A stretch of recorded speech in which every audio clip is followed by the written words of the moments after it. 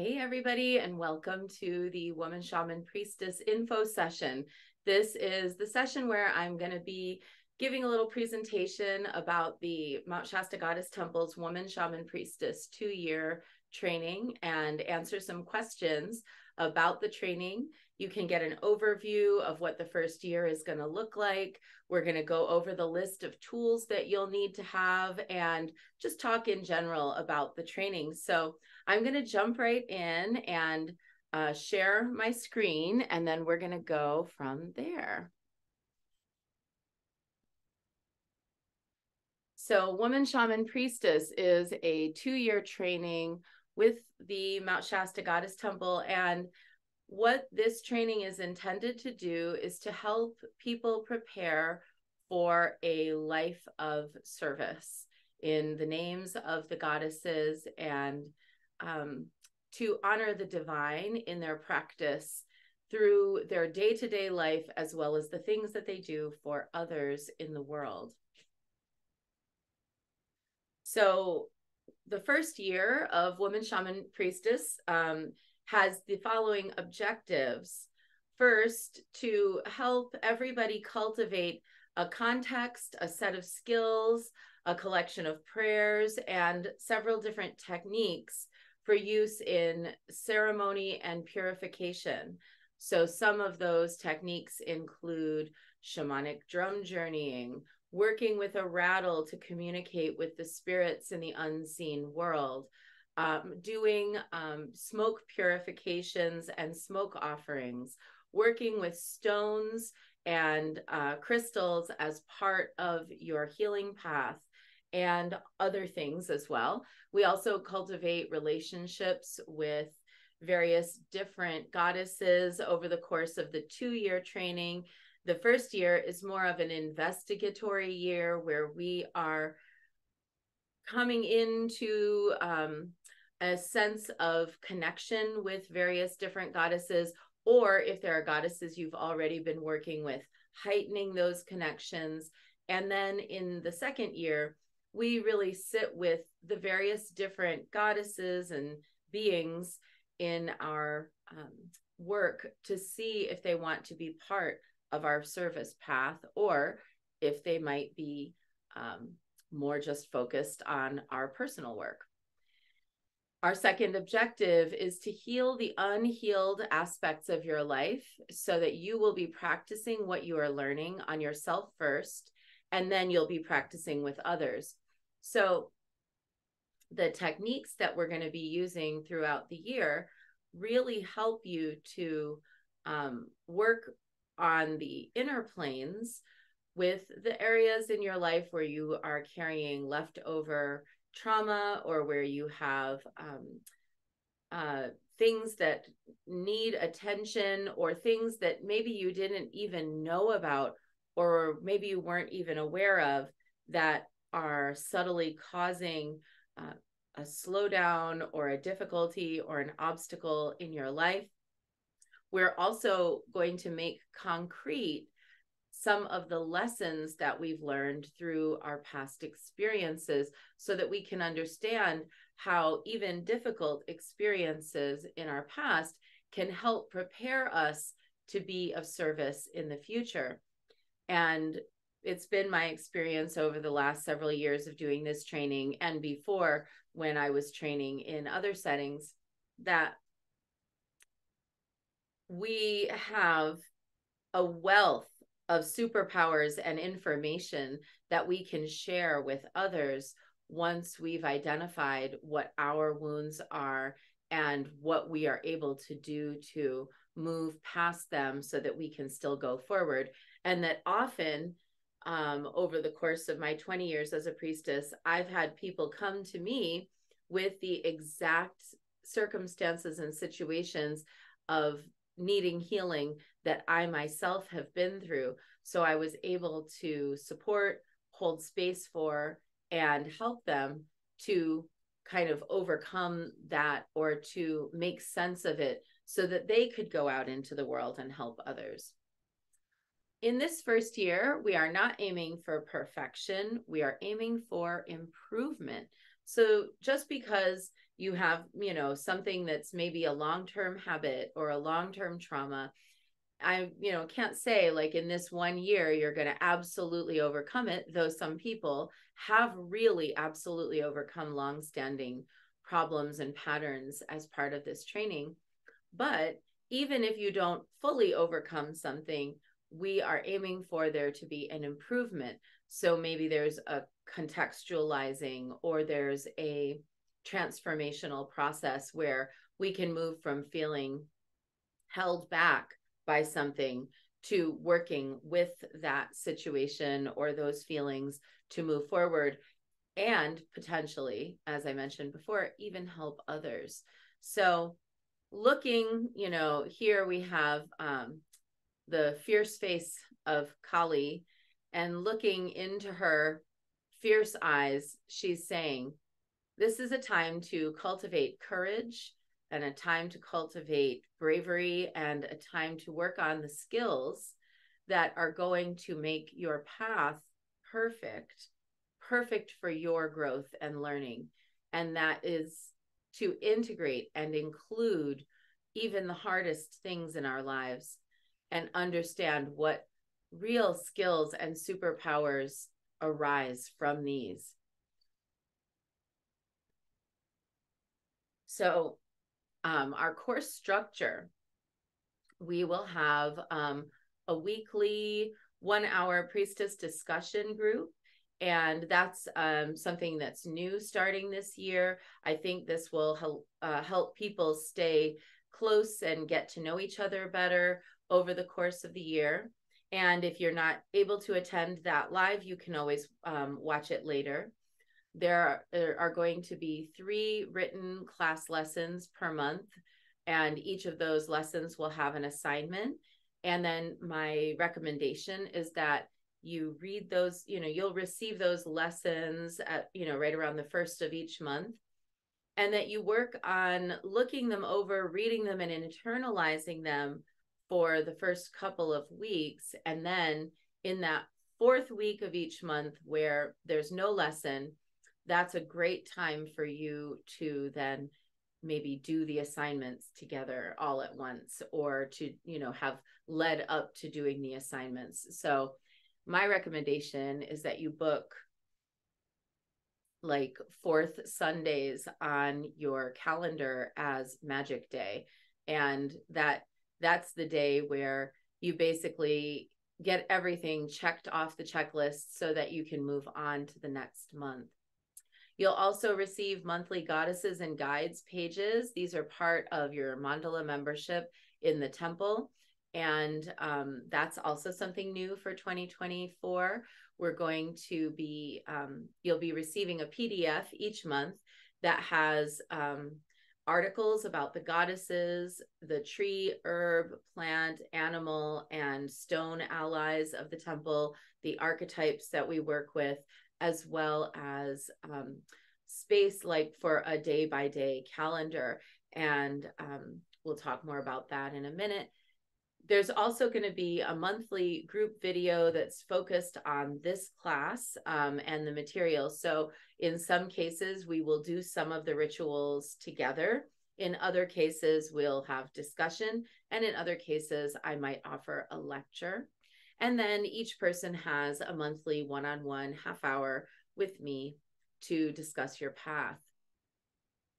Those are the required aspects of the path, and that will be you know, things that you're able to probably keep up with pretty easily, because everything takes place within these kind of little 1-hour chunks. It's designed for a busy person. So then we have other things that are recommended. I have my daily devotions that I do every morning, Monday through Friday. We have our temple's full moons and new moon ceremonies. We have our annual Cosmogenetrix Symposium, where members of the temple and the goddess community offer presentations about topics related to goddess studies. And we have an annual theme. The theme for 2024 is Urania, Queen of Stars. And then we also have other temple activities. We host the 8 Wheel of the Year Sabbats with various different priestesses. We have a couple of new circles starting next year. There will be a Reiki and energy healing circle. There will be a Witch's Garden circle monthly. There will be a monthly circle called Maestra Mistress Melissa, which is all about women's sexuality and empowerment. And then we're also going to be doing in 2024 a group about working with entheogens and psychedelics in the therapeutic and magical context. That'll be a monthly group. So there's a lot that happens in the temple. And then there's also the things that priestesses do, various different little one-offs, lectures, things like that. So there's lots to see, there's lots to experience, and you are recommended to avail yourself of everything in the temple that feels interesting to you to make for a really rich experience and as part of your learning path, because watching how other women lead their groups and classes may be inspiring for you in your own. And obviously, women sharing knowledge together is always a good thing. So in our work together, I'm just going to move this bar down here in the way. In our work together, you're going to be exploring devotional relationships with various different beings. And every month, as I mentioned before, you'll receive this PDF with our goddesses and guides.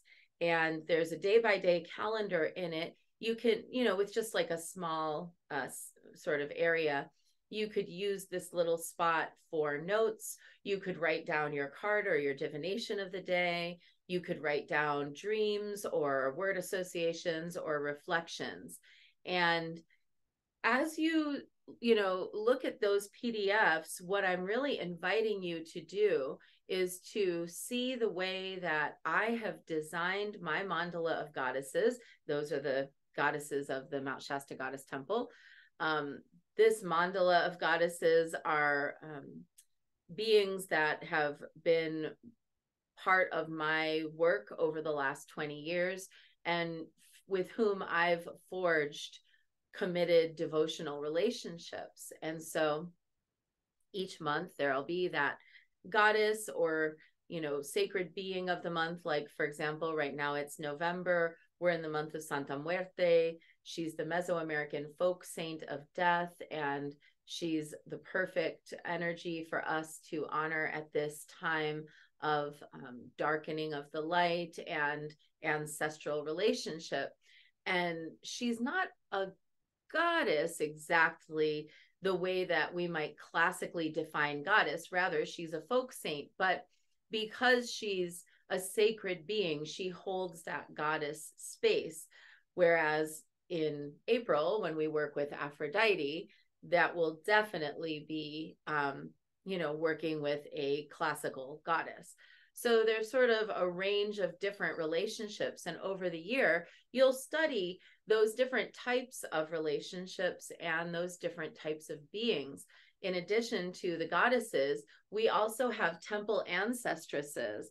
And these are women whose lives we find inspiring, women who have created pathways of excellence, of creativity, of magic, of beauty, of art, of song, and and also women who were courageous and lived daring lives that help us to find our courage to dare in our own lives. So, for example, right now, the month of our work with Santa Muerte, I also chose 2 Mesoamerican ancestresses to honor, and they are Frida Kahlo and Javela Vargas, who were lovers to each other as well as being friends and contemporaries in the art world, with Frida Kahlo being a painter and Javela Vargas being a musician. So typically the ancestresses of each month are from the same cultural background or related in some way to the goddess of each month. And same with our guides. these are the plants, animals, stones, and archetypes that we will be studying each month. And each of these also has some relationship back to the cultural matrix of the goddess and the ancestresses that we're working with. And in some cases, it's a thematic matrix. It may be that, like, a stone that we're studying doesn't necessarily come from the place where that goddess was worshipped, but often it will.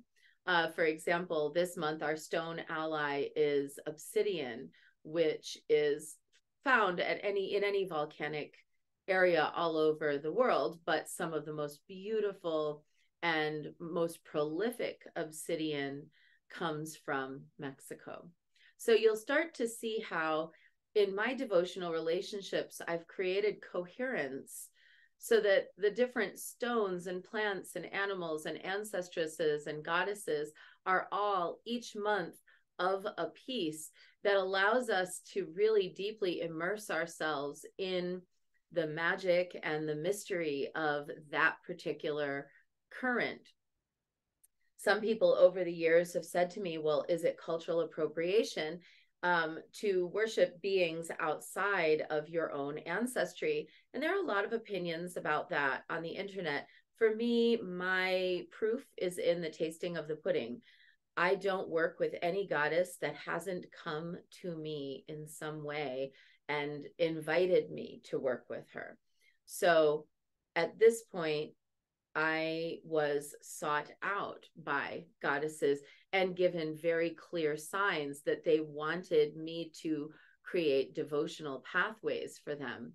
And I think that that's partially for myself because they see that I'm a very hard worker and I give a lot to my devotional relationships. I think they want us to be active with them.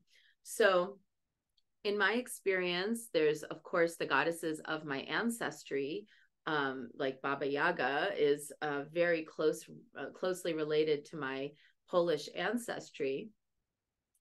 But then I married Albert, my husband, who's Mexican, and Santa Muerte came along with him. His deceased grandmother came to me in a reading and told me to connect with him.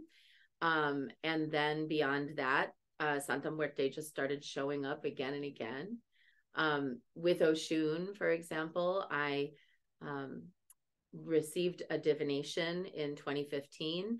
After 10 years of being interested in Oshun, I received a divination in which I was told that it was time to initiate to her.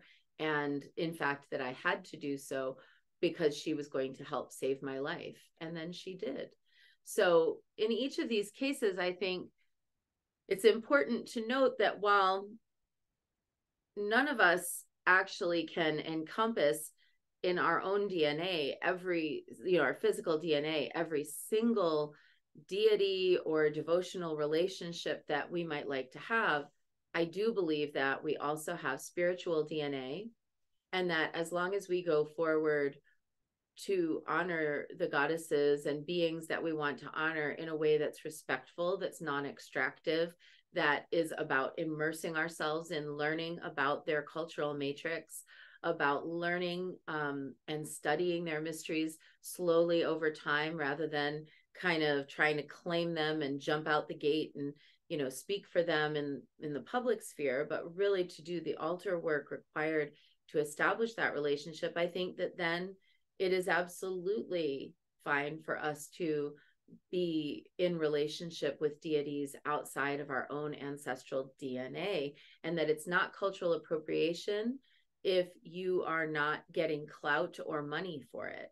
If you're getting clout or money because you are representing a goddess from a culture that's not your own, and you haven't taken the time to study or learn about that goddess's culture or the people, or to platform the people who are doing the work, then yeah, it is cultural appropriation. But if you're out there humbly submitting yourself to the teachers, learning about the goddesses, learning about the work, and offering reverence for and platforms to the people from within that culture who are doing that work, I think that you have a good standing with those deities, and that they may even have invited you into their devotional space in order for you to be of help, assistance, or for them to bring something to you that you would never otherwise have had in your life. So just a little word on here, we are in favor of exploring, learning, studying, and respectfully entering paths of devotion with deities and beings from cultures all over the world, with our hearts open, our minds open, and a willingness to deeply learn about the meaning of those devotional relationships. And over your 2 years, you'll learn techniques for doing that. And then by the end of your 2nd year, you'll sort of establish the coherent framework for your devotions. So as part of this training, every month you will be invited to procure and consecrate a unique tool. Each tool that we use in this training is representative or emblematic of the skill that's being developed in that month. So for example, every June, the tool is the burning pot. That's a cauldron or a vessel or an old cooking pot or a shell, anything that you can burn items in. And that burning pot represents the skill that we're learning that month, which is the skill of making smoke offerings for the purpose of transformation. So the theme is that transformational capacity of fire to either give a purification or to be an offering for a petition or for some other type of honorific gesture. So when we are learning in that month of June about smoke offerings, we're going to sort of be studying it on all levels. There's going to be the intellectual learning about various different cultural traditions of smoke offerings.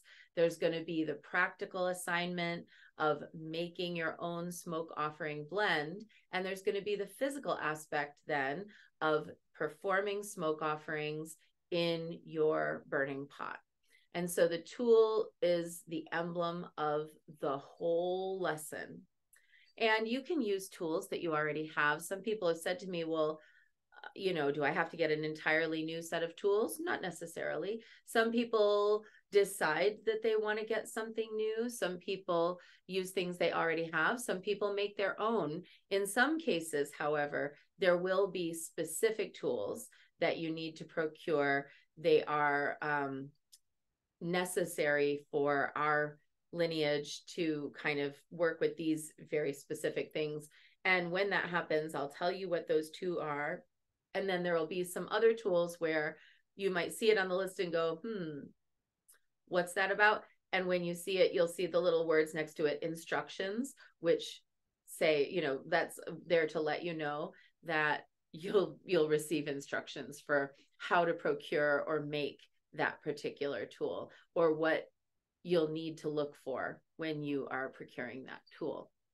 So let's get into it. The monthly themes and tools of each month, and I'm just going to quickly go through these. In January, our temple's theme is Moon on Snow, and the lesson of January is to be quiet and wise. We're going within and we are learning about how to hold and incubate the inner wisdom in silence. And then the tool that we start off our year with is a white shawl, and you'll see that that's a live link here, that if you wanted to link it, you click on that link, it'll take you to where you can purchase the specific white shawl that is needed. So when you receive the slides from this presentation, which is, the slides of your syllabus, you'll be able to click on that. And I'll also share that in the month of January. In February, the temple's theme is Moon on Ice.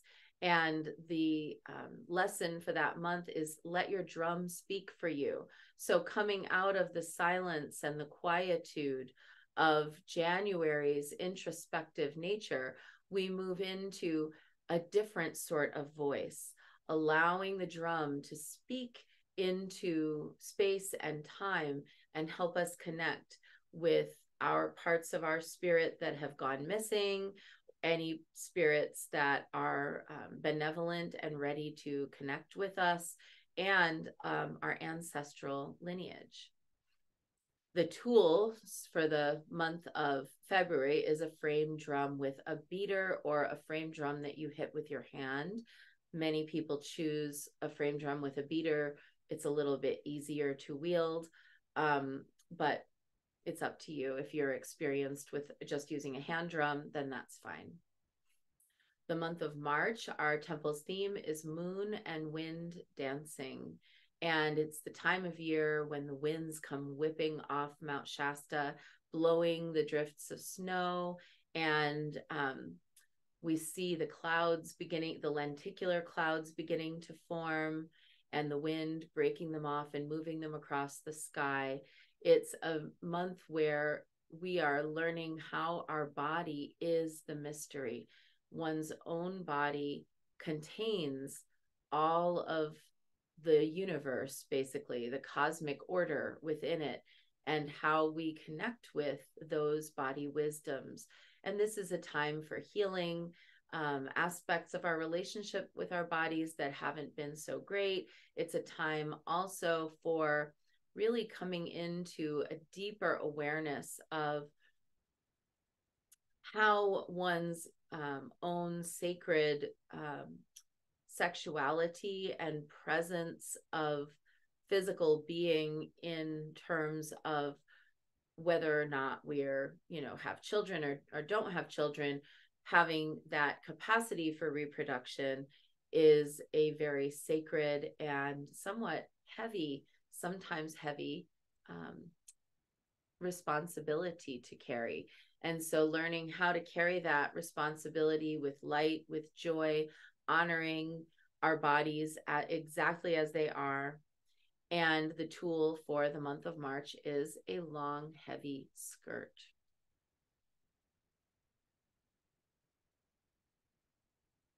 In April, our theme is Moon Over the Meadow, and the lesson is Listen to the Voices in the Grass.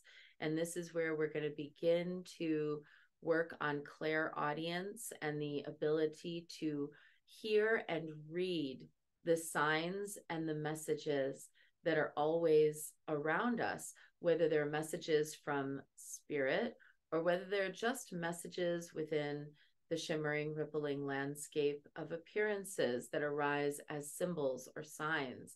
And the tool for the month of April is a rattle.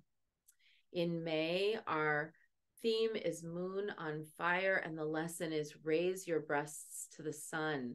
And in this particular month, we call upon the female solar power.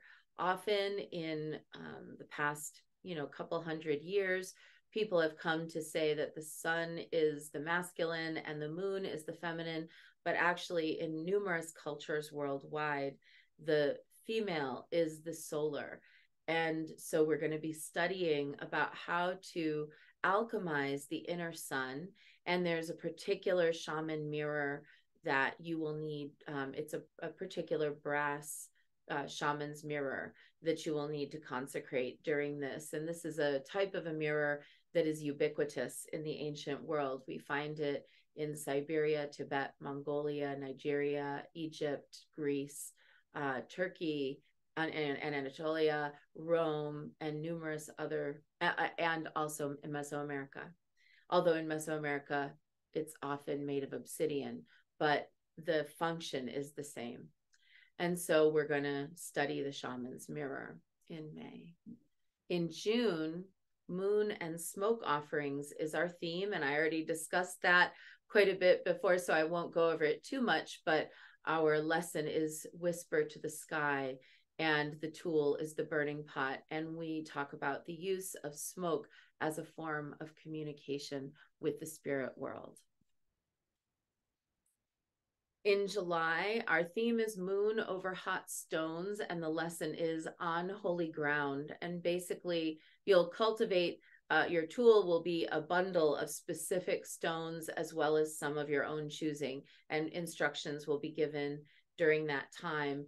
But basically, the month of July is really about learning how to consecrate sacred space everywhere you go, and realizing and honoring that everywhere you go is holy ground. And so learning to kind of be present with the sacred spirits of place all over wherever you find yourself. In August, our theme is Moon on Water, and our lesson is Reflect on Your Lineage. And that's really more about your spirit lineage than it is about your physical family lineage. This is kind of starting to understand who is there, who's been there all along, who wants to come in and be with you, who is supportive of you. Are there any energies, entities, or spirits that have chosen to be with you in this life, and or who may have come with you from one before? The tool for that month is the earthenware vessel, which is a clay or metal or glass vessel in which you will make offerings.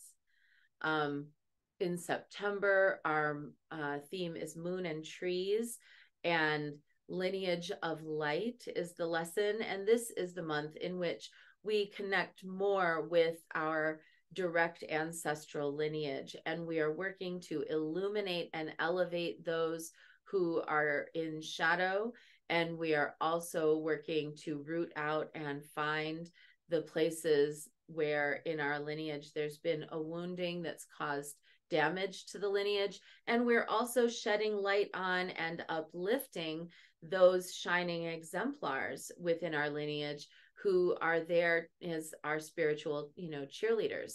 And the tool for September are 2 arrows, where further instruction will be given about how we're going to make and work with those arrows. In October, our theme is Moon and Rain, and the lesson is Memory and Grace. And this is a continuation of our ancestral work that we began in September, where we carry the memories of our prior lives and our journeys of service to the divine with grace in this life. And we start to really connect the dots in our soul path, and to really go back and see where there have been signs all along that we were always on this path in some way. And the tool for October is a sacred apron that will be worn over one's skirt. So there will be further instruction given about that. In November, our theme, which is the month we're in right now, is Moon and Stars. And the lesson is You Carry Lightning Medicine. And the tool that we need for the month of November is a meteorite.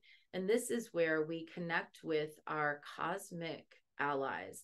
That is to say, the planets, the constellations, the moons, the meteorites, and all of the energies that are available to us, because we are made of the same things that the stars are made of.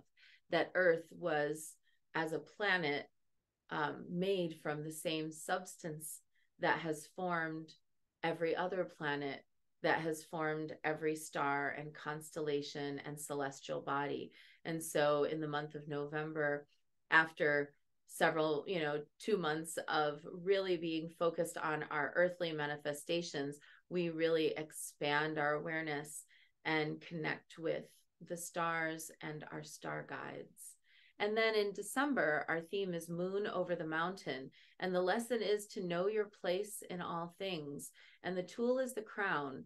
And at the end of the first year, we crown ourselves with the wisdom that we have earned over the course of the year, the humility to know that wherever we go, we bring the capacity for positive change, and that needs to be treated with respect, and the sovereignty of knowing our own power, so that we can then go effectively into the next year, where we establish the matrix for the projects we'll create, the mandala of beings that we will hold as our celestial, our cosmic, our holy court, and the next steps in our path of service.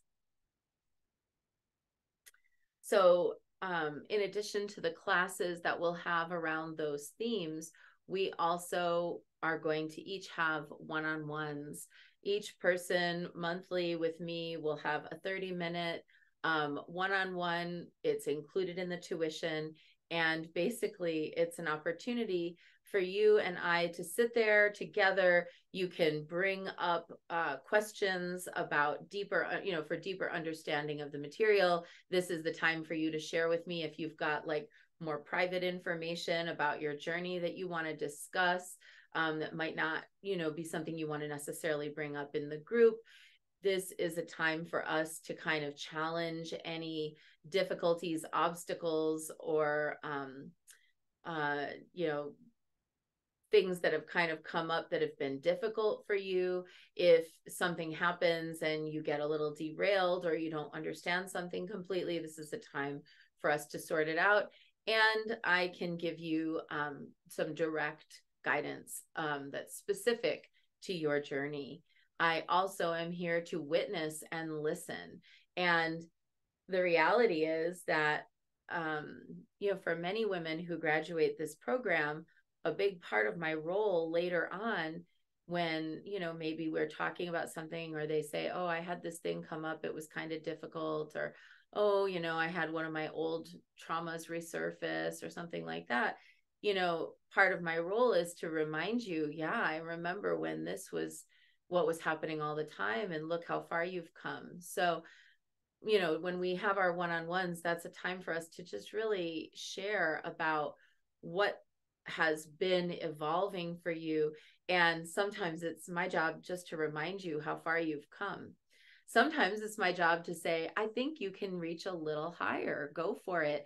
Don't be shy. Don't be scared. Nothing ventured, nothing gained. So, that's what we're going to be doing. And I put a little note, I'm here to help you problem solve, explore, investigate, interrogate, and conjure wisdom, compassion, and skillfulness on your path.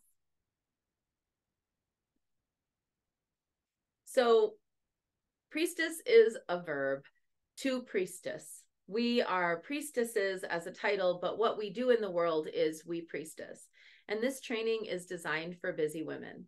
Every single woman that I know has, between partners and pets and kids or parents or household duties, or an demanding job, or hobbies or groups that she belongs to, community endeavors. There's not one woman I know who's not living a full life. Most priestesses are living full lives, and sometimes that means that the time might be slim for you, or you might feel like, I don't know how I'll squeeze this all in, or I don't know how I'll manage to stay on top of things. Don't worry. I've designed this training so that the things that you're learning will ultimately become a part of your regular day-to-day life.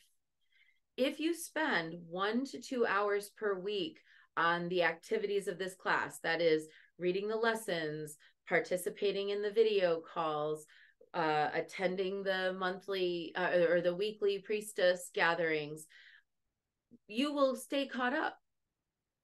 If you dedicate 3 or 4 hours per week, so doing some of the extra things, coming to the full moons, attending the Order of the Black Madonna, doing some of the other temple activities, you will experience significant results.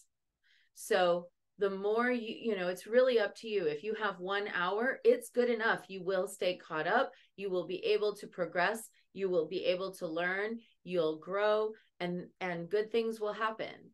If you give a little more than that, and you really prioritize becoming a priestess as a verb, priestessing as a verb in your life, you'll transform your whole life, and you'll start to see the evidence of it fairly quickly, because what we give our attention to grows. Here are some of the signs of transformation that we will be looking for in the shimmering, rippling landscape of appearances. There will be all different kinds. 1 year, for example, out of, a dozen students in the program, I think 5 women moved within 2 months of each other to new locations or new dwellings. 2 of them moved to entirely other countries. That was a really unique period of time, because moving was a big part of that group's evolution. For another group, 3 women wrote books, and a 4th one has a book that she's working on now.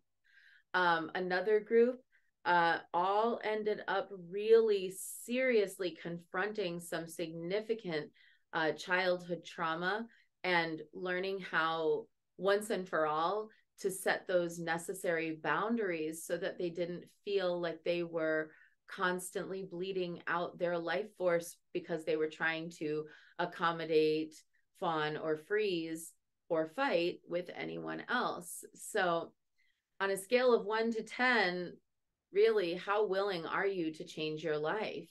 Because the more committed you are to changing it, the more likely you will start to find those signs of transformation appearing on your path.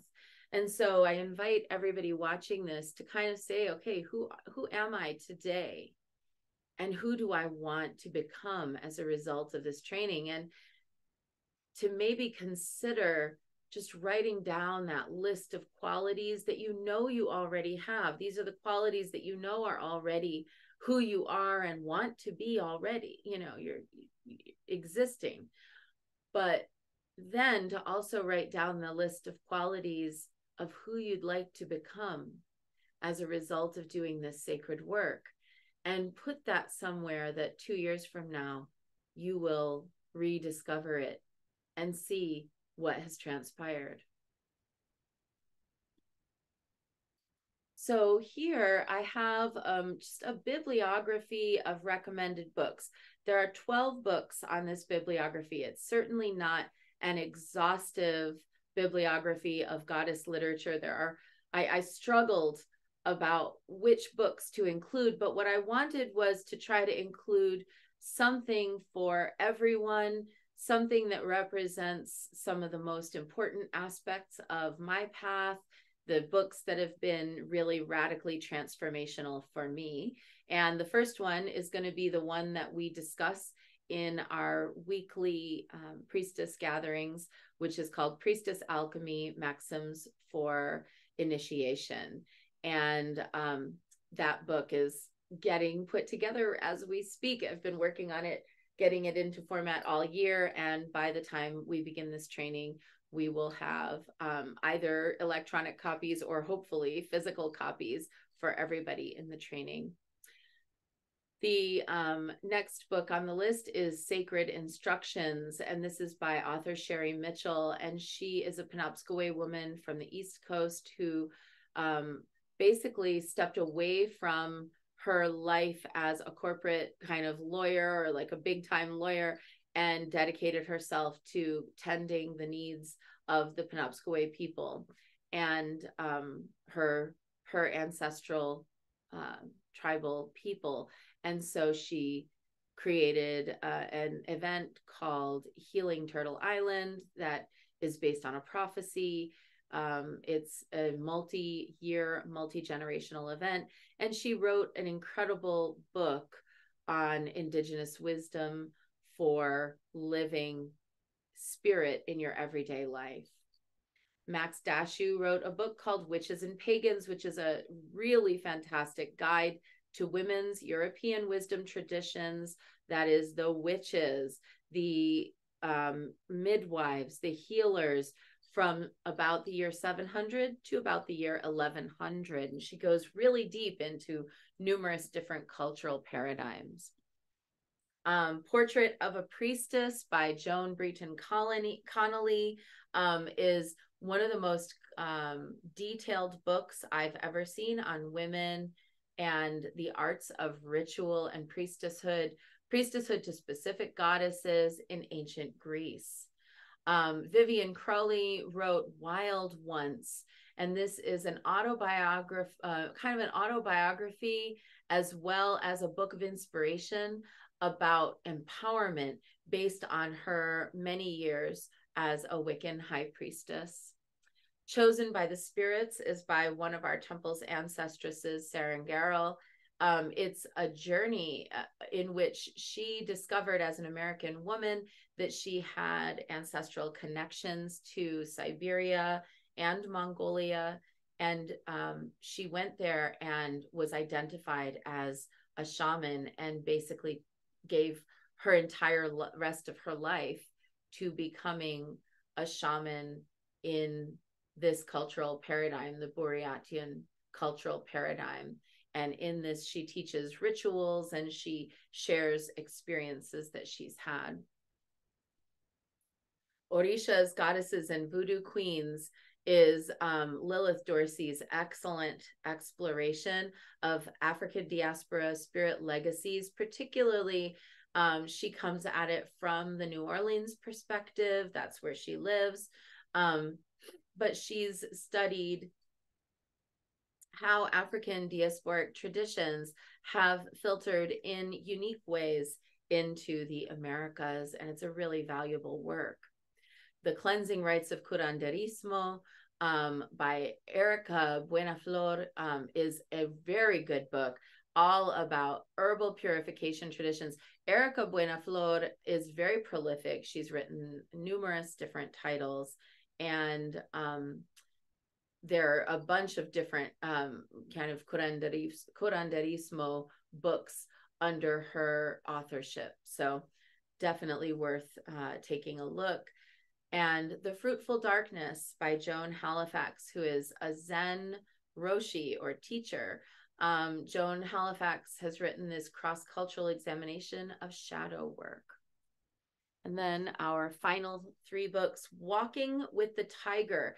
This is by Nicholas Breeze Wood. He's the author of The Shaman's Drum, which is a magazine that's been coming out for many years. He has studied with and interviewed shamans from all over the world. He has an active shamanic practice of his own. He understands the subtle connections between shamanism and Buddhism in Asia, and he writes, really clear, elegant, beautiful work that helps us kind of understand what shamanism is versus what it isn't.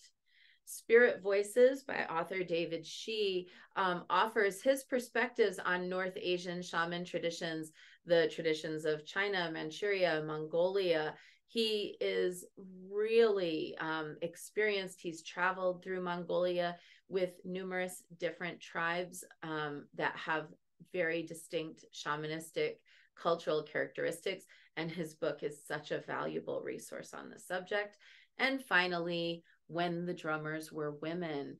This was a groundbreaking work by Elaine Redmond, which helps us understand that women had sacred roles in musical traditions.